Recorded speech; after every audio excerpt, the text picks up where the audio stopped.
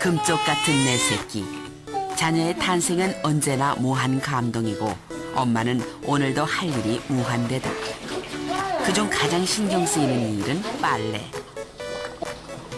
눈에 보이지 않는 세균 한 마리도 용납할 수 없는 내 아이의 뽀얀 피부를 지켜주고픈 엄마의 마음. 그런데 이상하게 불안하다. 저희는 그런 성분들을 다 확인할 수가 없으니까 그냥 순하다 하는 그런 말만 믿고 그냥 쓰는 거죠. 그냥 어떨 때는 뭐 하루 왼손이 빨래만 하고 있을 때도 있어요. 그 정도로 좀 불안함이 많이 있으니까. 불만제로 유아용 세제에 대한 대한민국 엄마들의 불안 해소 프로젝트. 유아용 세탁 세제 믿고 사용해도 되는 건가요? 은지 엄마는 궁금하다. 이제 갓 도울 지난 내 딸의 연약한 피부와 매일같이 접촉하는 옷. 아무 세제로 아무렇게나 빨아선 안 될 것 같다. 더욱이 보통 아기들처럼 옷 소매 끝을 입에 물고 다니는 은지. 민감할 수밖에 없고 은지 옷 빠는 일에 온 정성을 다하다 보니 엄마의 빨래하는 시간은 배로 길어진다. 애기 전용 세제라고요. 액체. 이건 기본이다. 애기가 입에 물고 빠니까 좀 찝찝하다고 해야 되나? 그래서 잘 안 쓰는데 애기 세제 같은 경우는 뭐 천연 세제로 만들었다 그래갖고 천연 재료로 만들었다 그래갖고 믿고 쓰는 거거든요. 천연 재료로 만들어서 수운하다는 특별 세제로 세탁기는커녕 언제나 손빨래.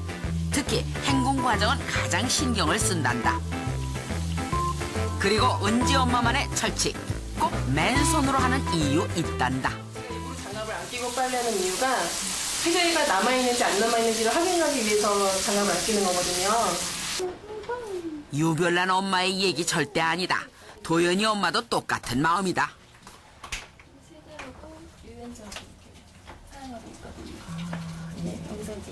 몸에도 닿지만 얘가 이렇게 물고 빨기도 하거든요. 입으로도 들어갈 수 있기 때문에 많이 이제 불안하고 그래서 아무래도 아기 거는 좀 순하지 않을까 그런 생각이 들어서 이렇듯 엄마들의 무한 신뢰 받고 있는 유아용 세제. 천연과일 성분부터 다양한 식물성 추출물 함유.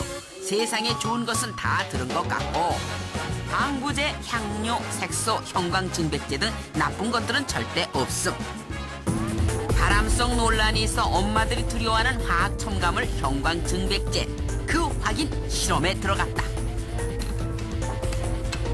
그리고 이제 어둠 속 자외선 램프가 켜지는 순간 엄마 믿음 저버린 것이 보일지니 어이 뭔가 빛난다. 형광색을 띠는 제품은 오직 하나.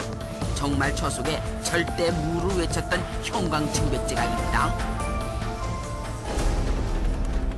뭔가 미심쩍을 때 전문가 방문은 필수다. 형광색을 띈다고 해서 다 위험한 형광증백제는 아니란다. 자연에서 추출한 인체 무해한 형광 물질도 있어서 신중을 기해야 하는 확인.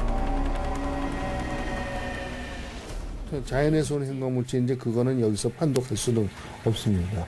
그러니까 제품에서 이 정도 나왔다면은 형광물질은 인위적으로 넣을 가능성이 비교적 크다는 얘기죠. 인위적으로 무언가를 넣었다? 제조사에 확인해야겠다.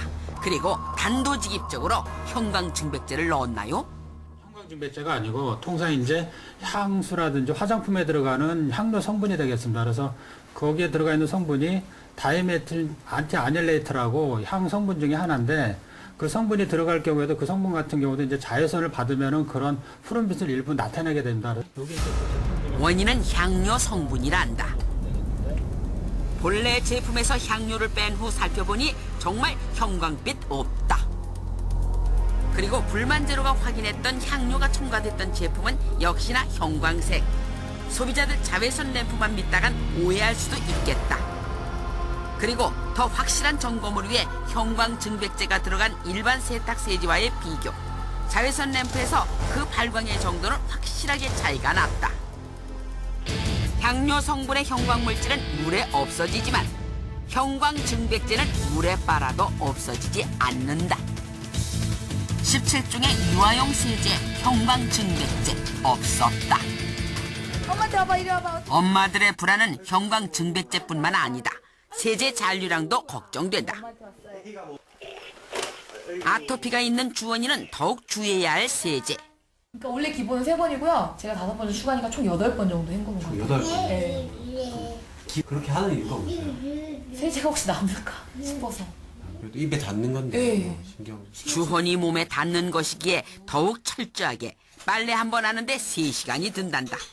피가 난다는 거는 이 옷에 닿을 때는 그 피부가 이제 이렇게 벗겨져 있다고 생각하시면 되잖아요. 그러니까 그런 데는 정말로 나쁜 게 들어가면 안 되죠. 그렇기 때문에 세제는 정말 신경 써야 돼요. 아이가 어릴수록 빨래를 삶는 것은 필수. 그래야 그나마 안심된단다. 그런 후에도 반복 또 반복하는 헹굼. 혹시 남아있을지 모르는 세제 때문이다.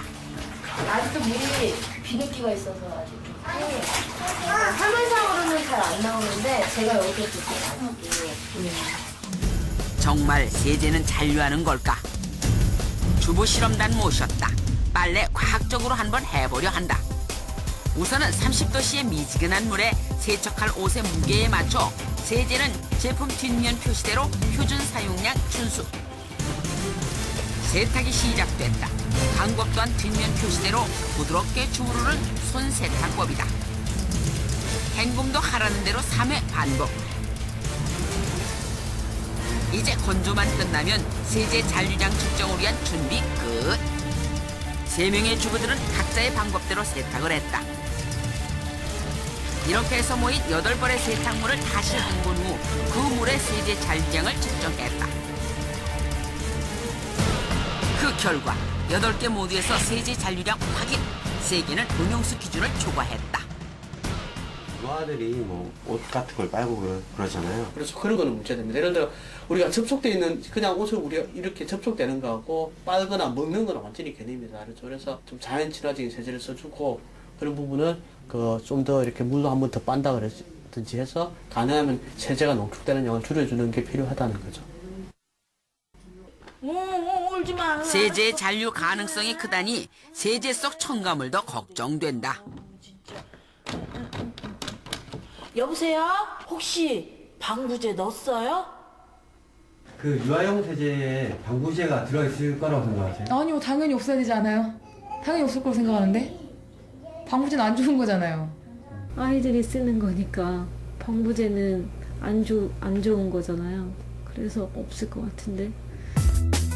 세상에 나온 지 이제 갓 50일. 너무 어린 채연이에게 사용할 것이기에 천연 제품으로 만들고 순하다고 한 말에는 무방부제라는 의미도 있는 줄 알았다. 방부제 이런 거 안 들어있다고 써져 있는데 정말 안 들어있는 건가요? 후련이 있는 제품이기 때문에 3년간은 사용을 하셔야 되는 거잖아요. 만약에 소량이라도 안 들어가게 되면은 며칠 지나서 바로 아마 부패가 되실 거세요. 당연하게 방부제 들었단다. 근데 왜 여기 그 방부제는 표시가 안 돼 있죠? 스킨케어를 제외하고는 전 성분 표시가 의무화는 아니시거든요. 어디에도 방부제 얘기는 없다. 다른 제품도 마찬가지다. 성분 표시에서 방부제를 찾을 순 없었다. 혹시는 본래 어른 것도 들어가 있지 않아요, 여기는. 애기들 거는 물론이고요. 아, 애기들 옷에 방부제가 전혀 사용하지 않나요? 네, 그렇습니다.